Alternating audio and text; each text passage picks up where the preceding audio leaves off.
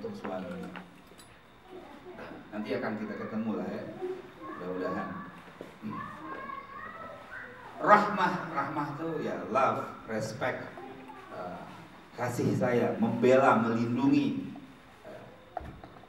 Itu banyaklah kajian-kajian. Pokoknya asmara ini menjadi satu, sakinah, mawaddah, warahmah di dalam keluarga.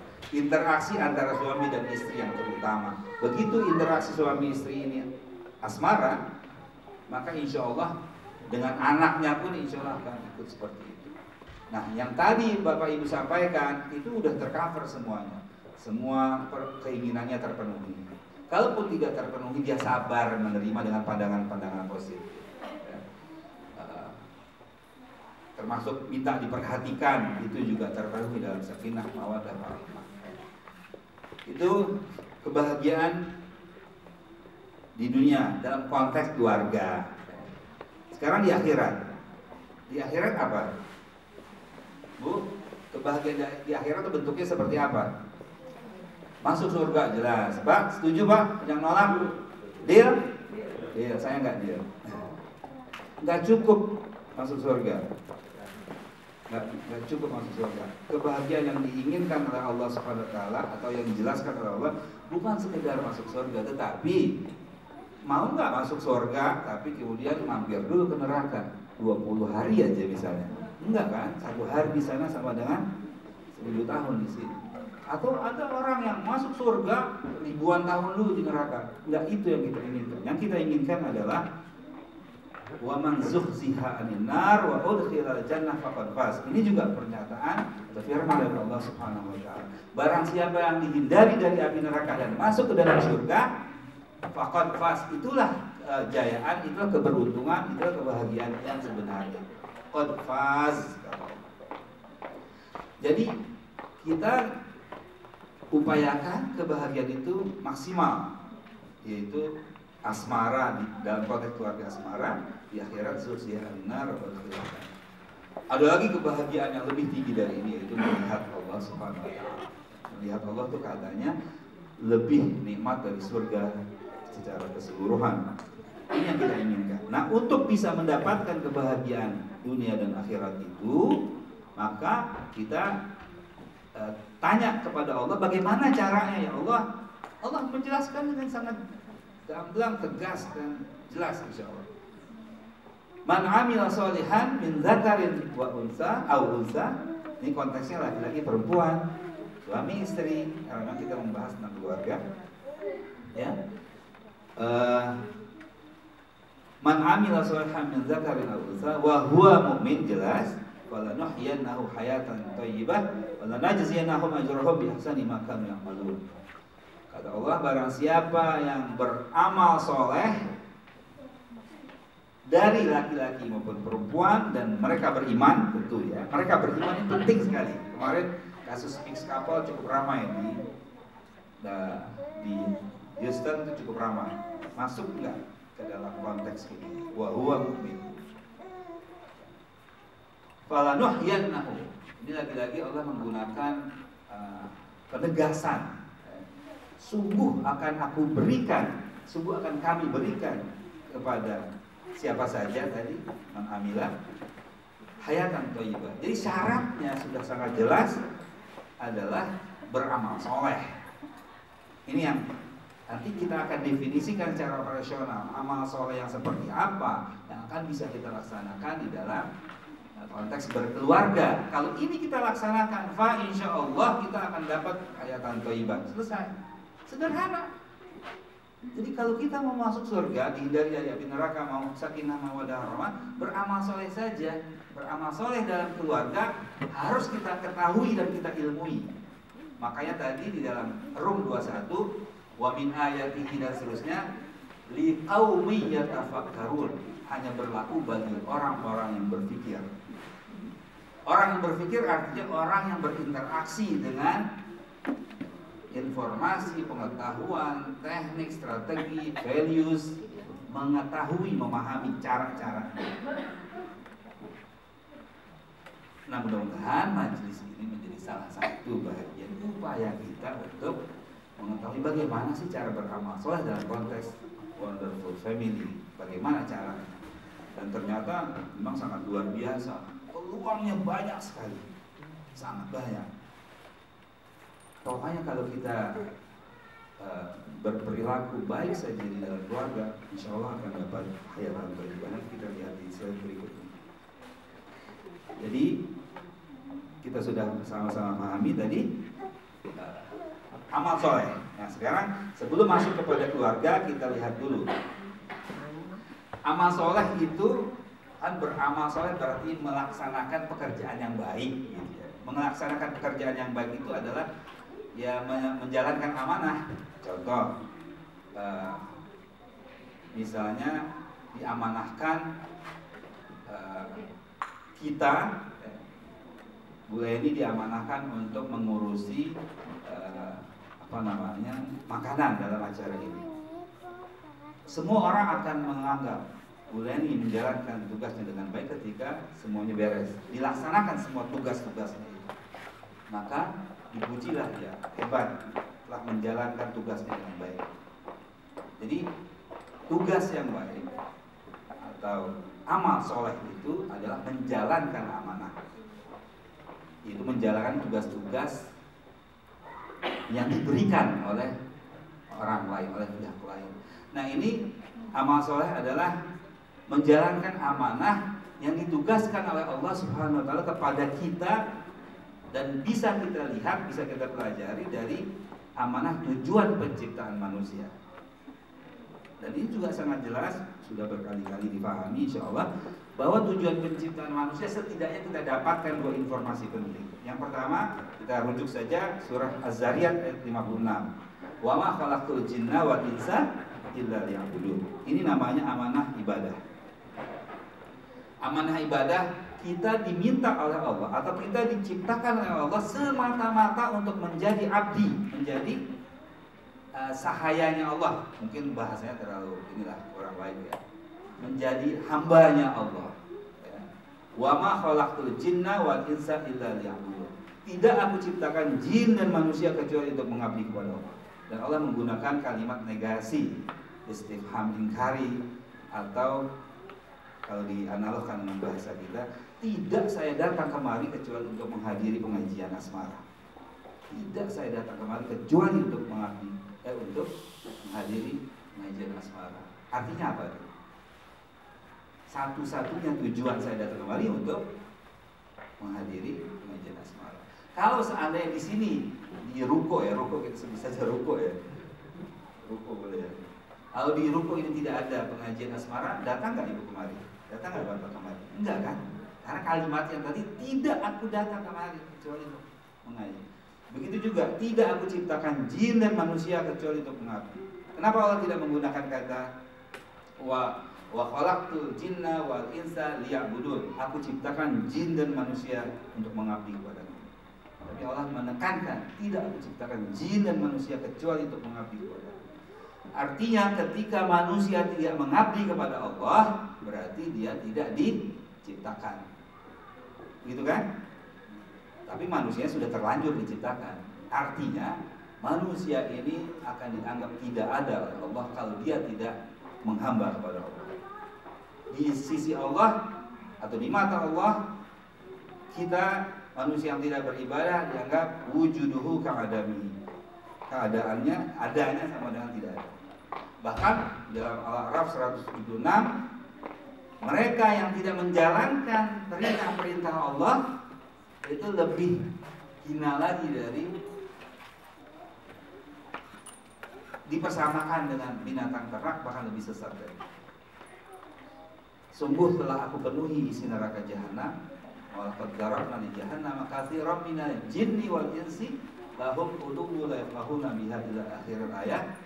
Aku penuhi neraka jahanam dari kalangan jin dan manusia. Mereka dikasih hati, pikiran, pendengaran, mata, tapi mereka tidak pergunakan untuk memperhatikan, mendengar, mempelajari ayat-ayat Allah. Maksudnya tidak taat kepada Allah. Mereka menjadi sama seperti binatang ternak, bahkan lebih sesat lagi. Jadi amal soleh adalah amal dia menjalankan tugas-tugasnya sebagai hamba Allah Subhanahu wa taala. Bagaimana caranya? Ya selalu dekat dengan Allah, selalu siap menerima perintah. Contohnya di dalam konteks keluarga, ya, misalnya para istrinya, hadisnya agak sedikit ekstrem. Kalau seorang laki-laki meminta sesuatu kepada istrinya, sesuatu dalam tanda petik lah, sesuatu yang menarik gitu ya bagi laki-laki, dan biasa laki-laki maunya kan itu ya, antara lainnya banyak gitu. Maka istrinya harus siap, walaupun di atas punggung unta. Sampai kayak gitu, kaget itu. Ya itu istilah saja. Artinya dalam keadaan bagaimanapun harus siap memenuhi panggilan suami, sampai seperti itu. Dalam konteks subjektivitas kita sebagai seorang manusia enak aja gitu. Susah banget gitu. Tapi dalam konteks kita menjadi hamba Allah, ya kita harus siap. Itu perintah Allah, bukan perintah suami. Cuma suami yang menggunakan kebijakan itu untuk kepentingan dirinya, nggak apa-apa lah. Tapi saya bukan sekedar taat pada suami, saya taat kepada Allah Subhanahu wa taala begitu. Sama seperti ketika Nabi Allah Ibrahim alaihissalam diperintahkan untuk apa? Menyembelih anaknya. Waktu itu dia tidak tahu bahwa anaknya akan dijadikan kambing, domba. Nggak tahu. Tapi karena dia yakin itu perintah Allah dan dia hambanya Allah, dia siapkan sesembelihan alatnya dan sebagainya. Luar biasa. Itu kan di luar konteks rasio manusia, di luar. Tapi karena dia memang sudah menghambakan diri, ya dia lakukan saja. Jadi lebih dahsyat Nabi Allah Ibrahim ketimbang ibu, baru di atas punggung unta aja udah kaget. Kalau saja seandainya manusia boleh bersujud kepada manusia, akan aku perintahkan seorang wanita, tolong nanti dicek juga hadis ini, bersujud kepada suami. Kalau kita berdiri pada posisi manusia, kita aja terus bersujud pada suami. Ini perintah Allah Subhanahu. Nanti menyerempet pada sesuatu yang ramai di kalangan ibu-ibu. Masalah ta'adud, masalah poligami. 2, 3, atau 4, kalau nggak bisa 1 aja, ramai lagi. Jadi kalau posisinya, saya nggak ada pesanan apa-apa dari para bapak-bapak, spesial nggak ada. Jadi kesiapan kita sebagai seorang hamba. Nanti juga akan kita bahas kalau mau, bahwa ternyata Rasulullah juga awal-awal sangat monogami, kemudian sampai Khadijah meninggal baru poligami. Itu pun poligami dengan motif-motif yang sangat luhur dan luar biasa. Dan yang dinikahi juga kebanyakan para janda tua beranak pinak, bukan mencari yang kalau flies mendarat di pipinya langsung terpleset gitu kan. Bukan itu yang dicari. Itu amanah ibadah ya. Yang kedua yang kita dapatkan dari tujuan penciptaan manusia adalah amanah khilafah. Wa idh qala rabbuka lil malaikati inni ja'ilun fil ardi khalifah. Ini jelas Al-Baqarah 31 kalau tidak salah. Jadi manusia diciptakan oleh Allah Subhanahu wa taala. Ada ulama yang menyebutkan khilafah itu mengandung dua fungsi, dua tugas, itu imarah wa riayah. Imarah itu berarti kepemimpinan, riayah itu tugas kepemimpinan itu khidmah, memelihara. Alhasil khilafah ini konteksnya kepada bagaimana mensejahterakan manusia, bagaimana memberikan kemaslahatan kepada manusia lain, bagaimana setiap orang memberikan kontribusi positif bagi kehidupan. Ini kan luar biasa. Karena memang misi Islam itu adalah rahmatan lil alamin. Kalau kita menjadi seorang muslim atau muslimah, maka mau tidak mau seluruh kehidupan kita seharusnya memberikan manfaat kepada orang lain. Kata Rasulullah SAW, khairun nas anfa'uhum linnas. Sebaik-baik manusia adalah yang paling banyak memberi manfaat pada manusia lain. Kemarin ketika di Las Vegas juga ya, kita diajak jalan-jalan ke bendungan apa namanya lupa saya, Overdam ya. Ya Allah, kita takjub. Alhamdulillah itu. Alhamdulillah tadi kita bincang-bincang masalah air ya. Saya takjub sekali di sana. Jadi bayangkan pembangunan dam itu sekian tahun raksasa sekali, dan saya diceritakan bahwa manfaat dam itu ternyata puluhan bahkan lebih dari 100 tahun lebih. Jutaan manusia yang sedang mendapatkan manfaat itu, terutama energi. Saya membayangkan seandainya yang mengerjakan adalah kaum muslimin, orang muslim, maka saya yakin dia beriman, dia mengerjakan itu, dia menjadi salah satu manusia terbaik yang memberikan kemanfaatan buat orang lain.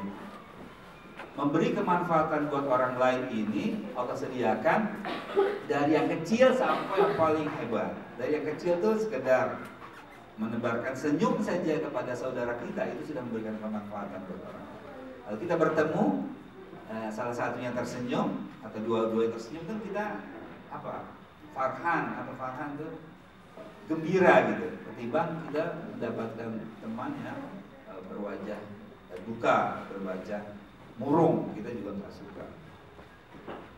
Man kana yu'minu billah wal yawmil akhir fal yukrim jarahu. Itu juga inti dari keberimanan. Memuliakan tetangga. Fal yukrim daifahu, memuliakan tamunya, ya. Itu juga bahagia.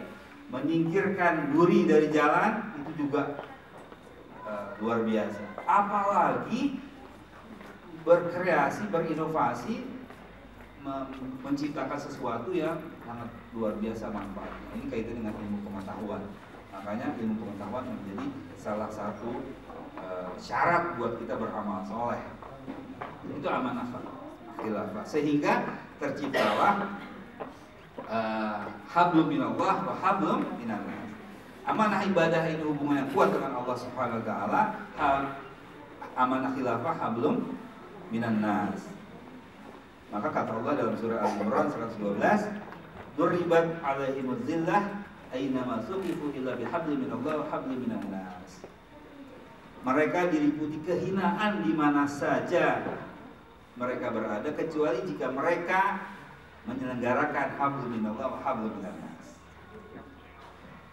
Clear ya Bu ya? Jadi kalau kita ingin beramal soleh, tunaikanlah amanah kita dalam konteks hubungan dengan Allah, dalam konteks hubungan dengan manusia. Nah kemudian secara fitrah manusia adalah makhluk individu dan sosial yang saling bekerja sama. Ini fitrah Allah telah Allah berikan kepada kita. Manusia tidak akan bisa tampil optimal sebagai manusia kalau dia tidak berinteraksi dengan manusia lain. Ya. Dalam konteks ini Allah menyebutkan bahwa manusia itu memang berbeda-beda. Ya Yuhannas inna khalaqnakum min dzakarin wa untha wa ja'alnakum syu'uban wa qabaila lita'arafu. Lita'arafu ini adalah gerbang untuk berinteraksi. Lita'arafu ini adalah langkah pertama untuk melakukan aktivitas hablum minallah. Dan subhanalladzi khalaqal azwaja kullaha mimma tumbitul ardu wa min anfusihim wa mimma la ya'lamun. Dan hadis Nabi, sesungguhnya kaum perempuan itu mitra bagi kaum laki-laki. Nah ini artinya apa, Ibu dan Bapak sekalian? Bahwa agar jaringan atau hablum minannas tadi bekerja efektif, maka dibentuklah lembaga, namanya lembaga keluarga. Jadi lembaga keluarga itu perpaduan antara dua manusia, yaitu laki perempuan, yang diikat dengan janji-janji tertentu, ya, yang seharusnya diselenggarakan dengan cara yang serius. Makanya oleh Allah ikatan pernikahan itu disebutnya misaqan ghalidh. Misaqan ghalidh, ikatan perkawinan yang kuat, karena dari dua manusia yang seharusnya ketika berinteraksi itu tidak boleh, haram, memandang saja ada batasannya, kemudian memegangnya juga nggak boleh, apalagi dan sebagainya. Nah, ketika menikah itu semua jadi boleh. Misaqan ghalidh, ikatan yang sangat kuat. Ya, ayatnya An-Nisa 21. Oleh karena itu perkawinan harus punya prinsip-prinsip supaya hablum minannasnya efektif gitu. Supaya hablum